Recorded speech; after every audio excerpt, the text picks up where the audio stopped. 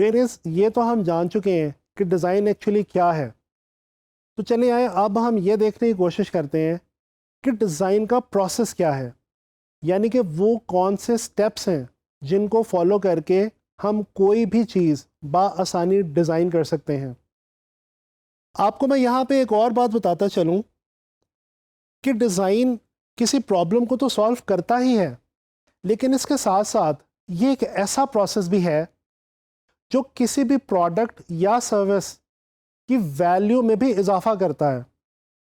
दोस्तों, Stanford university के एक प्रोफेसर रॉफ फास्ट ने आज से कुछ साल पहले एक थ्योरी पेश की जिसका नाम है design thinking process. Design thinking process के अंदर रॉफ फास्ट ने 5 से 6 ऐसे स्टेप्स डिफाइन कर दिए जिनको अगर आप फॉलो करें तो आप कोई भी चीज़ बहुत आसानी के साथ डिज़ाइन कर सकते हैं। दोस्तों, दुनिया में एक बहुत बड़ी डिज़ाइन बनाने वाली कंपनी है ईडीओ। ईडीओ के फाउंडिंग मेंबर डेविड केले और उसके सीईओ टिम ब्राउन ने भी आगे चल के डॉक्टर रॉफ फास्ट की इस थ्योरी को ना सिर्फ सेकंड किया बल्कि इसको डिज़ाइन के अंदर बहुत ही ज़्यादा मुआवन और मददगार कहा। चले आए हम एक काम करते हैं, हम डिज़ाइन थिंकिंग प्रोसेस की मदद से डिज़ाइनिंग के प्रोसेस को समझने की कोशिश करते हैं। डिज़ाइन के प्रोसेस का जो पहला स्टेप है वो है कि आप उस प्रॉब्लम को डिफाइन कर लें जिसका सॉल्यूशन आप ढूंढने के लिए निकले हैं। दूसरा स्टेप है एम्पैथी। इस स्टेप के अंदर हम अपने टारगेट ऑडियंस के बारे में इंफॉर्मेशन कलेक्ट करते हैं। ट्रेनर्स, यहाँ पे आप लोगों को मैं रुक के बताना चाहूँगा कि टारगेट ऑडियंस किसे कहते हैं। टारगेट ऑडियंस का कॉन्सेप्ट डिज़ाइन के अंदर बहुत ही ज़्यादा अहमियत का हामिल है। टारगेट ऑडियंस एक्चुअली वो लोग हुआ करते हैं जिनके लिए आप एक्चुअली वो डिज़ाइन बना रहे हैं। मिसाल के तौर पे अगर आप चाइल्ड लेबर के हवाले से एक डिज़ाइन बनाना चाहते हैं किसी पोस्टर का, तो वो लोग जिनको आपने वो पोस्टर प्रेजेंट करना है या जिनके आगे वो पोस्टर आपने शो करना है वो आपके टारगेट ऑडियंस कहलाएंगे। एम्पैथी के इस सेकंड स्टेज के ऊपर हम ये जानने की कोशिश करते हैं कि हमारे टारगेट ऑडियंस किस एज ग्रुप से ताल्लुक़ रखते हैं, उनकी फाइनेंशियल क्लास क्या है, उनकी इकोनॉमिक क्लास क्या है और उनकी एजुकेशनल क्लास क्या है। इसके बाद बारी आती है हमारे तीसरे स्टेप की, जो कि बहुत ही इंटरेस्टिंग है। ये तीसरा स्टेप है आइडिएट। जी, आइडिएट का मतलब है ब्रेनस्टॉर्मिंग करना या आइडिया को एनालाइज करना। लफ्ज़ आइडिएट निकला है आइडिया से, यानी कि आइडिया डेवलप करना। प्रॉब्लम डिफाइन हो गई, टारगेट ऑडियंस के बारे में पता चल गया। अब हम आइडिया डेवलप करने की कोशिश करेंगे अपने डिज़ाइन के हवाले से। चौथा स्टेप है प्रोटोटाइप। इस स्टेप के अंदर हम अपने डिज़ाइन का एक मॉडल बनाते हैं ताकि हम अपने डिज़ाइन को एक प्रॉपर फाइनल शेप दे सकें। इसके बाद बारी आती है फीडबैक की। जब आपने एक ख़ास मॉडल बना लिया, उसके बाद आप वो मॉडल फीडबैक के लिए लोगों के सामने प्रेजेंट करेंगे और ना सिर्फ प्रेजेंट करेंगे बल्कि लोगों से उसके बारे में उनकी राय भी जानने की कोशिश करेंगे।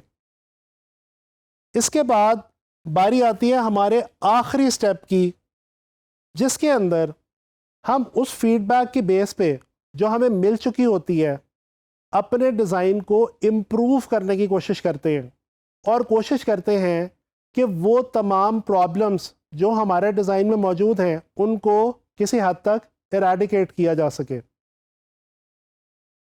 दोस्तों, मैं ये सारा प्रोसेस आपको एक एग्जाम्पल के थ्रू समझाना चाहूँगा। फ़र्ज़ कर लें कि आप फ्रीलांस ऑनलाइन मार्केट पे काम कर रहे हैं। आपको एक क्लाइंट ने एक पोस्टर बनाने के लिए दिया जो कि गरीब बच्चों की एजुकेशन के हवाले से किसी चैरिटी इवेंट के बारे में आपको डिज़ाइन करना है। अब इस पोस्टर के लिए सबसे पहले आपको प्रॉब्लम सॉर्ट आउट करना है। प्रॉब्लम क्या है? गरीब बच्चों की एजुकेशन।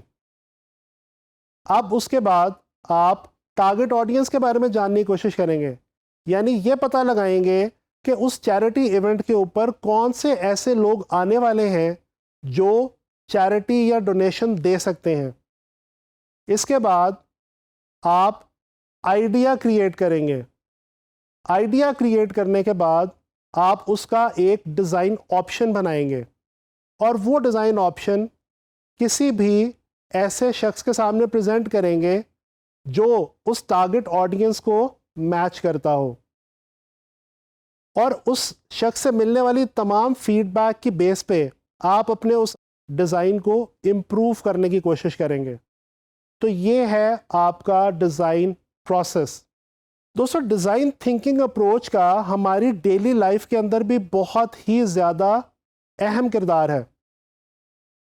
डिज़ाइन थिंकिंग प्रोसेस को इस वक्त अमेरिका, ऑस्ट्रेलिया और कनाडा जैसे बड़े ममालिक में बहुत ही ज़्यादा पजीराई हासिल हो चुकी है, और वहाँ पे कोशिश ये की जा रही है कि स्कूलों, कॉलेजों और यूनिवर्सिटीज़ के अंदर स्टूडेंट्स के अंदर डिज़ाइन थिंकिंग प्रोसेस को इंजेक्ट किया जा सके और उनको इस काबिल बनाया जा सके कि वो अपनी डेली लाइफ में फेस किए जाने वाले डिफरेंट प्रॉब्लम्स को सॉल्व करने की कोशिश करें और इस तरह से नई चीज़ें डिज़ाइन करें। ग्राफिक डिज़ाइन के अंदर भी डिज़ाइन थिंकिंग अप्रोच डेफिनेटली बहुत ज़्यादा इम्पॉर्टेंस का हामिल है। अगर आप एक अच्छे ग्राफिक डिज़ाइनर बनना चाहते हैं तो डेफिनेटली आपको ये पता होना चाहिए कि वो कौन से टारगेट ऑडियंस है जिसके लिए आप कोई भी चीज़ डिज़ाइन करने जा रहे हैं। इसके अलावा आपको आइडिया क्रिएट करना भी आना चाहिए, और जी हाँ, अपने आइडिया को दूसरे लोगों तक एनालाइजेशन के लिए भी दिया करें और उनसे मिलने वाली फीडबैक की बेस पे अपने बनाए हुए डिज़ाइन को इम्प्रूव करने की कोशिश करें।